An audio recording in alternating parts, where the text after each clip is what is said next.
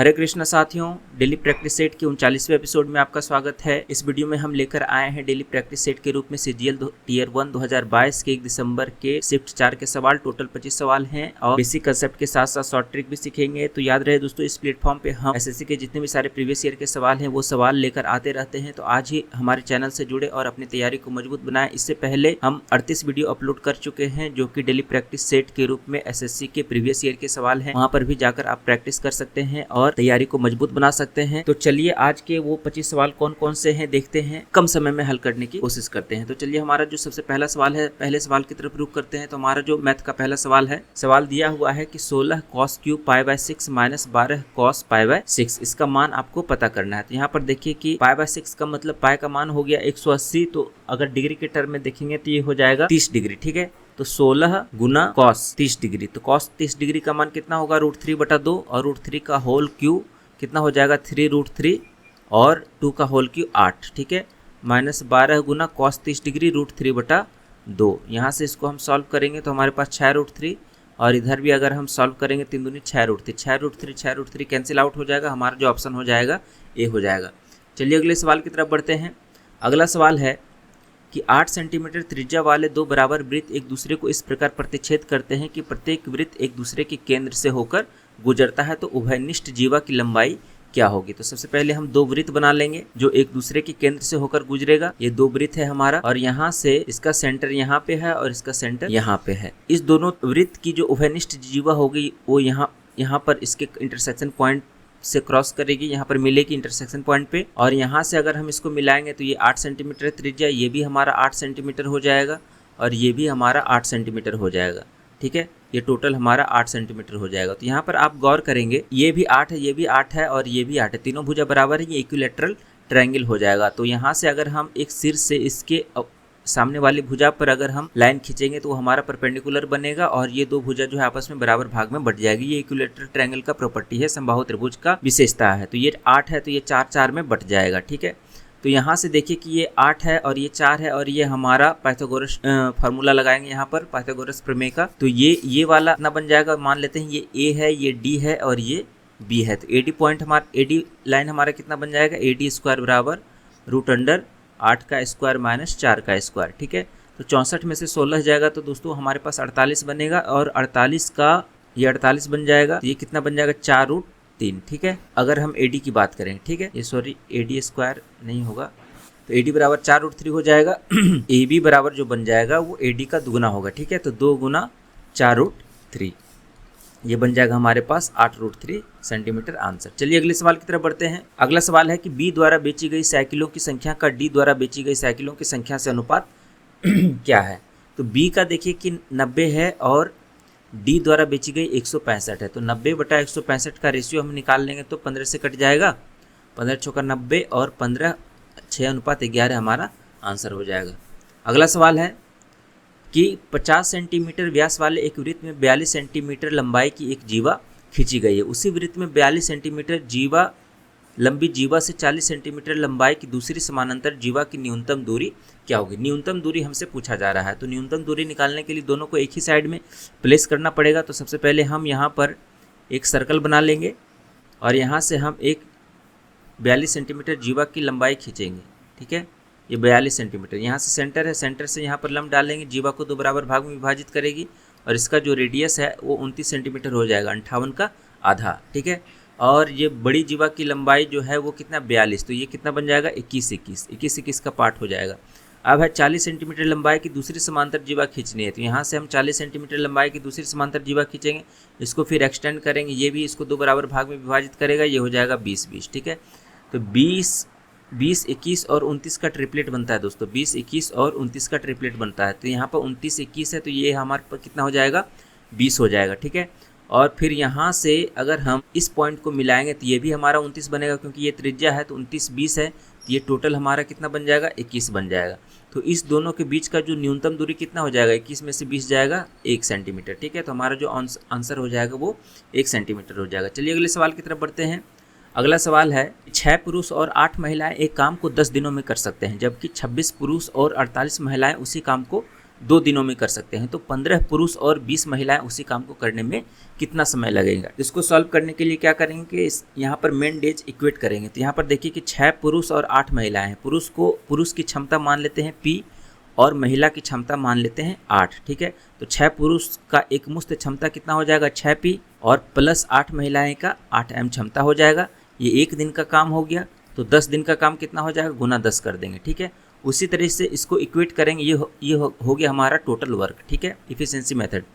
अब यहाँ पे 26 पुरुष और 48 महिलाएं हैं। तो 26 पुरुष का क्षमता 26P प्लस 48 महिलाओं का क्षमता 48M। ये 1 दिन का काम हो गया। तो उसको ये लोग 2 दिन में काम खत्म करें तो टोटल वर्क हमारा इतना हो जाएगा। दोनों वर्क बराबर होंगे। अब इसको सॉल्व करेंगे। 2 पंचे 10 और क्या क्या कट रहा है यहाँ पर देखिए, ये 13 से कट रहा है और ये भी 2 से कट रहा है, ये 24 से कट रहा है 2 से, ठीक है। ये भी 2 से कट रहा है और ये भी 2 से कट रहा है। तो ये हो जाएगा 5 × 15P प्लस 20M बराबर 13P प्लस 24M। P और M का रेशियो निकाल लीजिए, क्षमता का रेशियो निकाल लीजिए। तो 15 में 13 जाएगा तो 2P और 24 में से 20 जाएगा तो 4M। 2 दूनी 4M, यानी कि P और M का जो रेशियो हमारा निकल गया क्षमता का 1/2 निकल गया, ठीक है।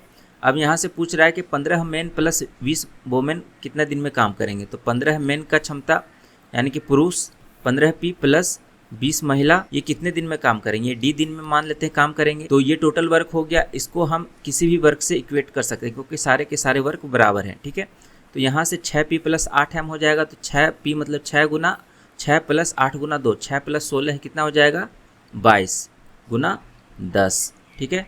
यहाँ से D बराबर करेंगे तो कितना हो जाएगा 220 डिवाइडेड बाय, यहाँ P की जगह 1 रखेंगे और M की जगह 2 रखेंगे। तो 15 प्लस 20 कितना हो जाएगा, 15 प्लस 40 ये हो जाएगा 55, ठीक है। 11 दूनी 20, 11 पछे 55 और 5 का 20, यानी कि D बराबर 4 दिन आ गया आंसर हमारा, ठीक है। तो ये लोग जो है 4 दिन में पूरे काम को ख़त्म कर लेंगे, ठीक है। चलिए अगले सवाल की तरफ बढ़ते हैं। अगला सवाल है, दिसंबर और फरवरी के बीच योजना X की सदस्यता में कितना अंतर। सिंपली सब्ट्रैक्शन का सवाल है। यहाँ पर देख लीजिए कि दिसंबर और फरवरी, तो दिसंबर और फरवरी किस में, स्कीम X में जाना है। तो स्कीम X हमारा यहाँ पर है। दिसंबर कौन सा है 40 और फरवरी कितना है 30, 40 में से 30 जाएगा 10, खत्म। चलिए अगला सवाल है। यहाँ पर देखिए कि ये एक एक्सप्रेशन आपके पास दिया हुआ है, इसका आपको मान पता करना है।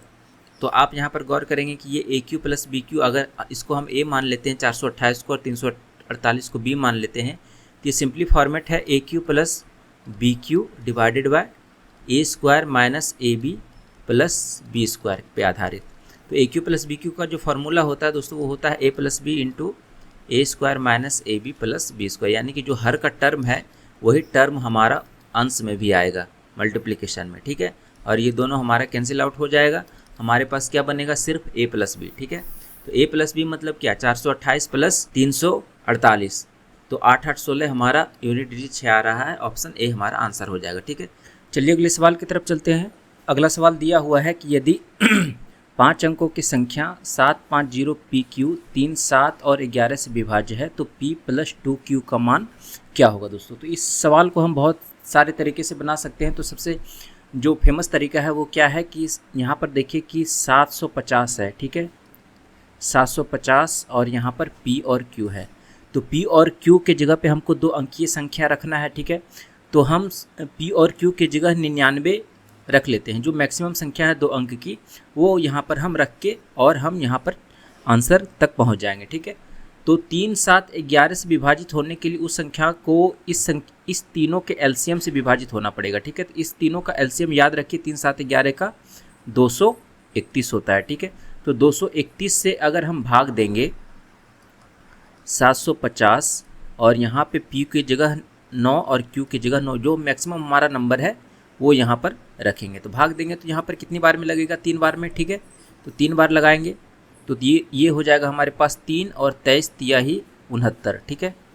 अब 10 में से 3 जाएगा 7 और 14 में से 9 जाएगा 5, फिर 579 बचा, 2 बार में लगाएंगे तो 2 और 23 दूनी 46, 462 आ गया। और इधर बन गया हमारे पास 7, 179 और यहाँ पे देखिए कि 3, 4, 5 बार में लगाएं, 5 दूनी 10, 6 बार में हमारे पास 1179 है। अगर हम यहाँ से 5 बार में लगाते हैं तो 1000 के करीब में जाएगा, 6 बार में 12 करीब जाएगा। तो 5 बार लगाएंगे तो यहाँ पे हमारा कितना बचेगा, 5 और 10 पछे 115, ठीक है। तो 9 में से 5 जाएगा 4 और 7 में से 5 जाएगा 2, 24 जो है हमारा शेष बच रहा है। तो अगर यहाँ पे हम 99 में से 24 घटा देंगे तो जो भी संख्या होगी वो 231 से विभाजित होगी, क्योंकि हमारे पास शेष 24 बच रहा है। तो 99 से 24 घटा देंगे तो हमारे पास क्या बनेगा, 7, 5, 0 और 7 और 5, ठीक है। 99 में से 24 हमने घटा दिया। तो ये जो संख्या है दोस्तों, ये संख्या 231 से पूरी तरह विभाजित हो जाएगी। तो यहाँ पर P के जगह हम 7 रखेंगे और Q के जगह हम 5 रखेंगे। तो P + 2Q का मान कितना हो जाएगा, 7 + 10, 5 दूनी 10 और ये हो जाएगा हमारे पास 17, ठीक है दोस्तों। अगला सवाल है कि राजू, रवि और अशोक ने एक चुनाव लड़ा। डाले गए 5% वोट अवैध थे। राजू को कुल वोटों का 30% मिला, रवि को कुल वोटों का 32% मिला। विजेता को सबसे कम वोट पाने वाले व्यक्ति से 51-36 वोट अधिक मिले। तो डाले गए कुल वोटों की संख्या ज्ञात कीजिए। तो मान लेते हैं कि टोटल वोट जो है डाले गए वो 100x थे, टोटल वोट डाले गए, जिसमें कि 5% वोट जो है इनवैलिड हो गए, ठीक है। तो हमारे पास बचा कितना, 95x। राजू ने 30% वोट प्राप्त किए, किसके, टोटल वोट के। तो टोटल वोट हमारा 100 है, तो राजू को कितना मिल गया, 100x का 30% यानी कि 30x मिल गया।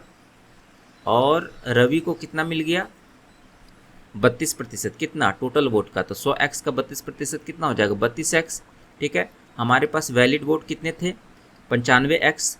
तो 30 और 32 कितना हो गया, 62। तो 62, 95 में से 62 जाएगा तो अशोक को कितना मिल जाएगा, 33x, ठीक है।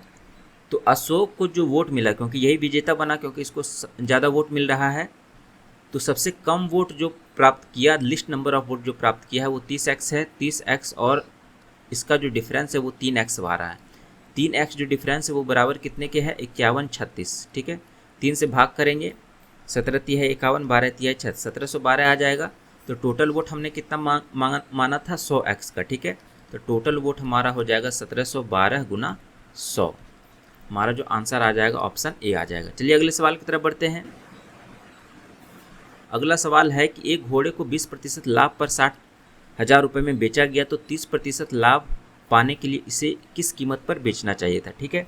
तो इसका सबसे एक लाइन का सवाल है। अगर इस टाइप के सवाल आए तो डायरेक्टली आपको क्या करना है कि 60,000 में बेचा गया, विक्रय मूल्य रखेंगे, 100+ % लाभ, ठीक है, जिस पर हमको बेचना था, ठीक है, उसको ऊपर रखेंगे और जिस पर उसको बेचा गया, ठीक है, उसको नीचे रखेंगे, 100 + 20 और यहाँ पर विक्रय मूल्य रखेंगे, ठीक है। तो ये हमारा बन जाएगा 60,000 × 130/120, ये कट जाएगा, 12 × 5 = 60, 13 × 5 = 65,000 हमारा आंसर आ जाएगा। चलिए अगले सवाल की तरफ बढ़ते हैं। अगला सवाल है, ये एक्सप्रेशन आपके पास इतना बराबर -2 दिया हुआ है और a + b = 5c दिया हुआ है, जहाँ पे c जो है >0 है, पॉजिटिव वैल्यू लेना है। तो द वैल्यू ऑफ c का मान आपको क्या होगा। तो यहाँ पर सबसे सिंपल तरीका से ये जो है एक फार्मूला बेस्ड सवाल है। अगर आप गौर से देखेंगे तो आप पाएंगे कि यहाँ पर अगर थोड़ा सा भी इसको अरेंज करेंगे तो आप फार्मूले तक पहुँच सकते हैं। तो यहाँ पर देखिए कि आपका पास क्या फार्मूला बन रहा है, a² + b² + c² -1024 बराबर ये हो जाएगा -2ab, ठीक है, ये हो जाएगा +2bc और ये हो जाएगा +2ca, ठीक है।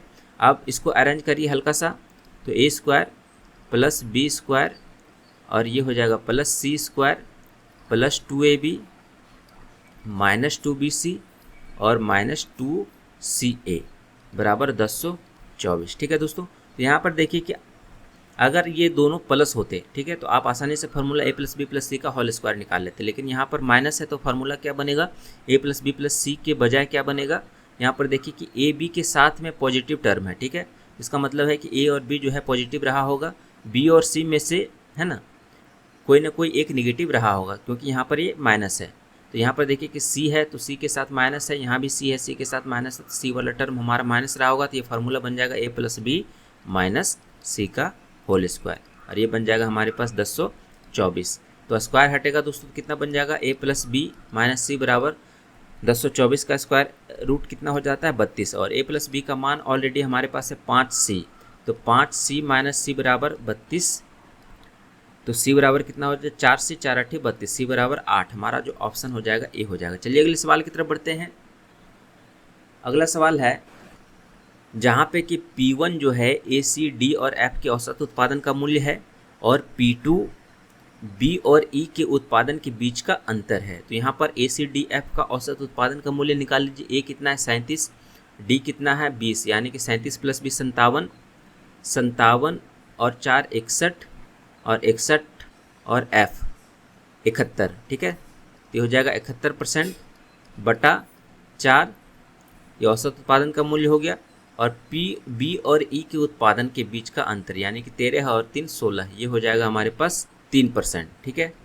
अब यहाँ पर देखिए कि टोटल 100% है, अगर इस सब को सम अप करेंगे तो ये हमारे पास 100% आएगा। 100% का डिस्ट्रीब्यूशन है और ये इक्विवेलेंट है कितना के 22,000 के।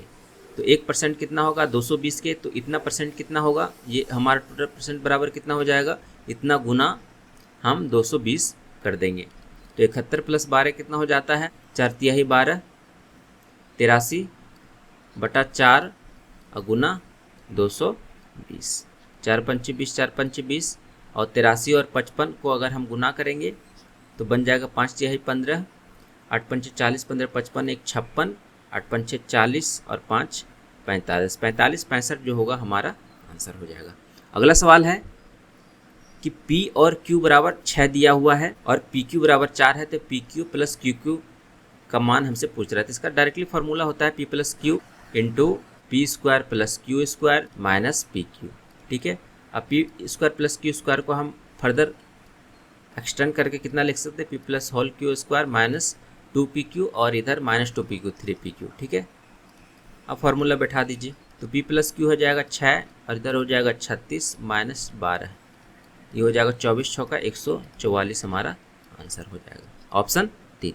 अगला सवाल है कि the ratio of two numbers, यानी कि रेशियो दो संख्याओं का अनुपात दिया हुआ है 5:4, उनका एचसीएफ 4 है, तो उनका एलसीएम क्या होगा। तो अगर एचसीएफ 4 दिया हुआ तो संख्या कितनी हो जाएगी 4 पंचे 20 और संख्या हो जाएगी 16, 20 और 16 का एलसीएम कितना हो जाएगा 80 हो जाएगा, ठीक है। चलिए अगले सवाल की तरफ। अगला सवाल है कि कॉस ए बराबर 9/40 है। दोस्तों यहाँ पर 9, 40 और 41 का ट्रिपलेट बनता है। तो कॉस ए बराबर b/h है, b/h, तो कॉट ए बराबर कितना हो जाएगा b/p, b/p, b कितना है 9 और p कितना है 9, 40, 41, 9 41 है, तो ये हो जाएगा हमारे पास 40, 9/40 हमारा आंसर होगा। अगला सवाल कि एक ट्रक 36 लीटर डीजल पर 492 किलोमीटर चलता है, तो 33 लीटर डीजल पर यह कितने किलोमीटर चलेगा। सिंपल सा सवाल है 492, 1 लीटर डीजल पे 36, तो 33 लीटर डीजल पे गुना 33 कर देंगे। तो 3 से 11, 3 से 12, 12 चौका 48 और 11, 41 से 11, 4 5 1, 451 किलोमीटर चलेगा। अगला सवाल है कि एक त्रिभुज में सी डी बी सी ए का समद्विभाजक है, सी डी बराबर डी ए है, यदि बी डी सी बराबर 76 डिग्री है तो सी बी डी का माप क्या होगा। तो सी डी बराबर, यहाँ पर देखिए कि ये सी डी है, सी डी बराबर डी ए, ये वाला भुजा जो है बराबर है, बी डी सी 76 डिग्री है, बी डी सी ये वाला 76 डिग्री, तो सी बी डी का माप हमसे पूछा जा रहा है। तो देखिए दोस्तों कि यहाँ पर ये वाला जो है बी सी ए का समद्विभाजक है सी डी, यानी कि ये कोण और ये कोण आपस में बराबर होंगे, और ये कोण बराबर है क्योंकि ये दो भुजा बराबर है, तो इसके साथ का जो संगत कोण होगा वो भी बराबर होगा, इसके साथ जो अटैच कोण होगा वो भी बराबर होगा, यानी कि ये कोण और ये कोण बराबर होंगे और ये भी कोण आपस में, ये तीनों कोण बराबर होंगे। ये पर देखिए कि ये जो है 76 डिग्री, ये हमारा इस त्रिभुज ए डी सी का बहिर्कोण है, ठीक है। तो बहिष्कोण जो होगा वो सुदूर दो अंतःकोणों के योग के बराबर, यानी कि ये दोनों के योग के बराबर होगा। तो ये 76 है, ये दोनों बराबर हैं, तो ये 38-38 डिस्ट्रीब्यूट हो जाएगा, आधा आधा, ठीक है। 38-38, ये 38 हो गया, तो ये भी हमारा 38 हो जाएगा। हमसे पूछ कौन रहा है सी बी डी का मान, ये वाला एंगल पूछ रहा है, ठीक है। तो ये वाला एंगल कितना बन जाएगा 76 और 38 कितना होता है 6, 8, 14, 7, 3, 10, 1, 11, 114, 114 को 180 से घटाएंगे तो हमारे पास कितना बनेगा 66 डिग्री। तो हमारा जो ऑप्शन हो जाएगा ऑप्शन 4 हो जाएगा। अगला सवाल है कि 650 की कीमत वाला एक पुराना कूलर खरीदता है एक आदमी, और उसे 20% और 10% की क्रमिक छूट पर, हाँ, जो उसको मिलता है खरीदते समय, वह इसकी मरम्मत पर 38 रुपये खर्च करता है और इसे 20% के लाभ पर बेच देता है, तो कूलर का विक्रय मूल्य क्या बनेगा हमारे पास। तो दोस्तों यहाँ पर जब खरीदता है तो उसका जो कीमत होता है 650 होता है, लेकिन वो खरीदा कितना में, 650 में इसको डिस्काउंट मिला था कितना, 20 और 10 का इक्विवेलेंट डिस्काउंट कितना हो जाएगा, 28%। तो ये हो जाएगा 28% इक्विवेलेंट डिस्काउंट हो गया, तो 72% में इसको मिला था, 72/100 में इसको मिला था। ठीक है, ये हो गया हमारा क्रय मूल्य। ठीक है, अब इस पर जो है वो 38 रुपये खर्च कर रहा है, तो ये हो गया हमारा टोटल विक्रय मूल्य, है ना, 38 रुपये खर्च कर रहा है, तो ये टोटल हमारा लागत हो गया। और यहाँ पर 20% के लाभ पे बेच रहा है, तो ये टोटल हमारा विक्रय मूल्य हो जाएगा। तब इसको सॉल्व कर दीजिए, एक शून्य कट जाएगा, 5 से कटेंगे 5 और 5 तिहाई 15, 13 पचे 65, ये 2 और ये हो जाएगा 36, 13 चौका 78 और 13 तिहाई 39 और 7 46, 468 और 38 कितना हो जाएगा, 8 8 16, 6 3 9 1 10, 506 हो जाएगा। 506 गुना 12/10 करेंगे तो कितना हो जाएगा, 12 चौका 72 और 12 पंचे 60, है ना, तो ये बन जाएगा हमारे पास 607.2, यही हमारा आंसर होगा। चलिए अगले सवाल की तरफ बढ़ते हैं। अगला सवाल है, एक पाए चार्ट हमारे पास दिया हुआ है जिसमें कि 7 डिफरेंट कंपनी का है, 7 कंपनी का है, टोटल सेल 2880 का। ठीक है, अब पूछ रहा है कि the average sales of G&H is how much % more than the average sales of D&I। तो D&I, G और H का देख लेंगे। यहाँ पर देखिए G कहाँ है, 13 और 73, ये हो जाएगा 86। D&I, D है 17 और I है 53, ये हो जाएगा 50 10 60 10 70। तो 86 जो है 70 से कितना ज़्यादा है, क्योंकि ये सिर्फ परसेंट में पूछ रहा है, एवरेज सेल है ना, इसका भी एवरेज सेल पूछ रहा है। D और I का एवरेज सेल है, तो 4/2 करेंगे, यहाँ भी 2 करेंगे तो कोई मतलब नहीं है, हमारा आंसर सेम ही रहेगा।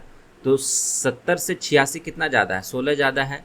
परसेंट में कितना ज़्यादा है, 16/70 गुना 100, 160/7, 7 दूनी 14, 4 20, फिर 7 दूनी 14, 22 आ रहा है, तो 22 वाला जो आंसर होगा हमारा आंसर होगा। चलिए अगले सवाल की तरफ चलते हैं। अगला सवाल है कि उस घन का किनारा क्या होगा जिसका आयतन 6 सेंटीमीटर, 8 सेंटीमीटर और 10 सेंटीमीटर भुजा वाले घनों के आयतनों के योग के बराबर है।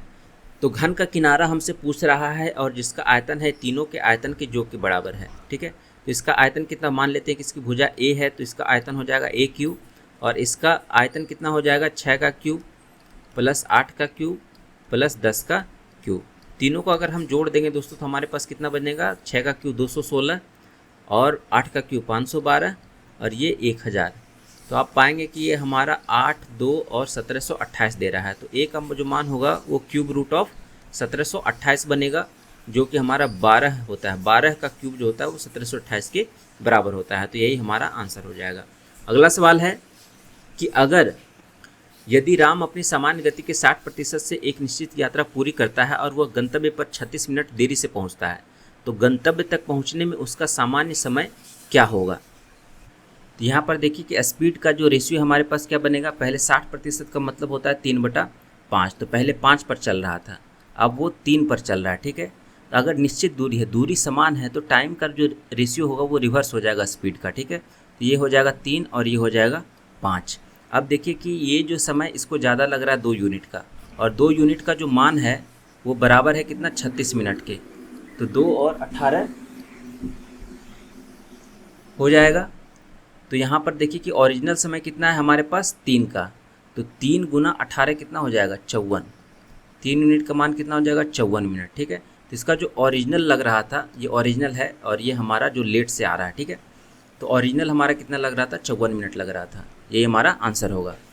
अगला सवाल है दोस्तों कि यहाँ पर देखिए कि दिया हुआ है कि tan स्क्वायर थीटा बराबर 1 - a स्क्वायर है, then the value of sec theta plus tan q theta into cosec theta का मान क्या होगा। तो यहाँ पर देखिए कि sec थीटा है, तो sec थीटा को हम लिख सकते हैं 1/cos थीटा, और यहाँ पर 1 प्लस इसको लिख सकते हैं साइन क्यू थीटा बटा cos क्यू थीटा, जबकि cos थीटा हमने पहले ही एक कॉमन ले लिया। तो यहाँ पर पास क्या बनेगा, cos स्क्वायर थीटा, और ये बन जाएगा हमारे पास साइन थीटा, 1/sin थीटा। ठीक है, ये कट जाएगा, हमारे पास 2 बनेगा। तो 1/cos थीटा हमारा sec थीटा लिख सकते हैं इसको, sec theta into 1 plus ten square theta, ये स्क्वायर हो जाएगा साइन स्क्वायर थीटा बटा cos square, 1 plus ten square theta को sec स्क्वायर थीटा फॉर्मूला के हिसाब से लिख देंगे। तो ये हमारे पास क्या बनेगा, sec क्यू थीटा। अब यहाँ पर देखिए कि टेन स्क्वायर थीटा का मान 1/a स्क्वायर है, तो टेन स्क्वायर थीटा को sec स्क्वायर के टर्म में कितना लिख सकते हैं, sec स्क्वायर थीटा माइनस 1, ठीक है, बराबर 1 माइनस a स्क्वायर। क्यों, क्योंकि फॉर्मूला होता है sec square theta minus ten square theta बराबर 1। तो टेन स्क्वायर थीटा इधर जाएगा तो 1 इधर चला जाएगा, तो sec स्क्वायर थीटा क्या बनेगा, 1 को उधर ले जाएंगे 2 माइनस a स्क्वायर, और sec थीटा कितना बनेगा 2 माइनस a स्क्वायर का 1/2, ठीक है। और यहाँ पर हमको लाना कितना है, sec क्यू थीटा लाना है, ठीक है। इसका क्यूब कर देंगे तो ये कितना बन जाएगा, sec क्यू थीटा बराबर 2 माइनस a स्क्वायर का 3/2, ये हमारा आंसर हो जाएगा ऑप्शन 3। अगला सवाल है कि एक निश्चित दूरी का 2/3 भाग 45 किलोमीटर प्रति घंटा की गति से और 1/4 भाग 60 किलोमीटर प्रति घंटा की गति से तथा शेष भाग 75 किलोमीटर प्रति घंटा की गति से तय किया गया, तो पूरी यात्रा के लिए आपको औसत गति आपको निकालना है, ठीक है। तो औसत गति बराबर कितना होता है, समय बराबर दूरी बटा चाल, कुल दूरी बटा कुल चाल। तो कुल दूरी कितना है, 2/3 भाग है पहला, ठीक है। मान लेते हैं कि कुल दूरी x है, ये 2x/3 हो जाएगा प्लस x/4 हो जाएगा, अब प्लस 4 दूनी 8 और 3 11/12 है, तो ये 1x/12 हो जाएगा, ठीक है। और समय बराबर कितना हो जाएगा, समय बराबर दूरी बटा चाल, तो दूरी कितना है 2x/3 और चाल कितना है 45 प्लस x/4 गुना 60 प्लस x/12 और गुना 75। अब इसको आपको सॉल्व करना पड़ेगा दोस्तों, तो ये तो हमारा कट के 1 आ जाएगा, x ही आ जाएगा, x डिवाइडेड बाय, और यहाँ पर x कॉमन ले लेंगे और गुना 1/15 कॉमन ले लेंगे, ठीक है, ताकि ये सॉल्व तरीके से हो जाए। तो ये बन जाएगा हमारे पास 15 कॉमन लेंगे तो ये बन जाएगा 2/9 प्लस 15 कॉमन लिए तो यहाँ पर 15 चौका 60, 4 चौका 16, 1/16, अब प्लस यहाँ 15 कॉमन लिए, 15×3 45, 15×5 75, ये हो जाएगा x/60, सॉरी 1/60। अब इसको सॉल्व कर लें जल्दी से, तो 15 ऊपर चला गया और ये x कैंसिल हो जाएगा, 15 इसका टोटल एलसीएम ले लेते हैं, 9×72 720 ले लेते हैं।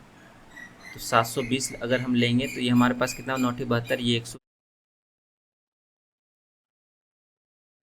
10,800/217 करेंगे तो कितना बार में लगेगा, पहले 4 बार में लग जाएगा, तो 17 चौका 68 और 4 दूनी 8, 5 बार में ज़्यादा हो जाएगा तो 4 बार में लगाएंगे तो कितना बन जाएगा, 17 चौका 68 और 4 दूनी 8 और यहाँ पर 108, ठीक है।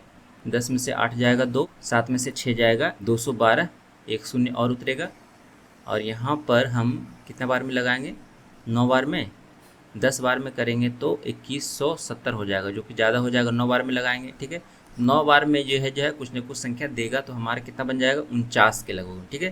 तो हमारा जो ऑप्शन हो जाएगा 49 वाला हो जाएगा, ऑप्शन 4। चलिए अगले सवाल की तरफ बढ़ते हैं। अगला सवाल है कि एक त्रिभुज का क्षेत्रफल 480 वर्ग सेंटीमीटर है, इसकी भुजाओं का अनुपात 10, 24, 26 है, तो त्रिभुज का परिमाप क्या होगा। तो यहाँ पर देखिए कि भुजाओं का अनुपात दिया हुआ है, तो जब भी इस तरह का सवाल दिया हुआ हो तो आप यहाँ पर ट्रिपलेट ढूंढने का कोशिश कीजिए, क्योंकि ज़्यादातर जो है सवाल को, है ना, ज़्यादातर सवाल में क्या होता है कि आपका जो है समकोण त्रिभुज दिया हुआ होता है, तो समकोण त्रिभुज है तो आसानी से सॉल्व हो जाएंगे। तो यहाँ पर देखिए कि 2 से अगर भाग करेंगे तो ये हो जाएगा 5, 12 और 13, 5, 12, 13 का ट्रिपलेट मिल रहा है, यानी कि ये एक राइट एंगल ट्रायंगल बनेगा। तो राइट एंगल ट्रायंगल में ये हमारा 10 होगा, ये 24 होगा और ये हमारा 26 वाला पार्ट होगा। तो इसका जो एरिया हो जाएगा दोस्तों वो कितना हो जाएगा, हाफ गुना आधार गुना ऊंचाई, आधार कितना 10 गुना 24, ठीक है। ये यूनिट स्क्वायर हो जाएगा, क्योंकि हमारे पास कोई डायमेंशन नहीं दिया हुआ है, तो यूनिट स्क्वायर बराबर कितना हो जाएगा 480 के। तो एक यूनिट का मान आपको निकालना है, तो ये 5 बार में कट गया, 24 पंचे 120 और 120 गुना 4, यानी कि 1 स्क्वायर यूनिट बराबर 4 है। तो एक यूनिट बराबर कितना बन जाएगा, स्क्वायर रूट ऑफ 4, ठीक है। तो ये बन जाएगा हमारे पास 2, एक यूनिट बराबर 2 है, तो इसका पेरीमीटर कितना यूनिट का है, तो 24 और 26, 50, 10, 60 यूनिट का है। तो 60 यूनिट बराबर कितना हो जाएगा, तो 60 यूनिट बराबर 120 सेंटीमीटर हो जाएगा। हमारा जो आंसर हो जाएगा ये हो जाएगा। अगला सवाल है, 24 सवाल हो गए, ये लास्ट सवाल है। तो बोल रहा है कि दमानी ने 7500 रुपये की कीमत की एक वस्तु खरीदी और उसके लिए 3500 रुपये का डाउन पेमेंट किया।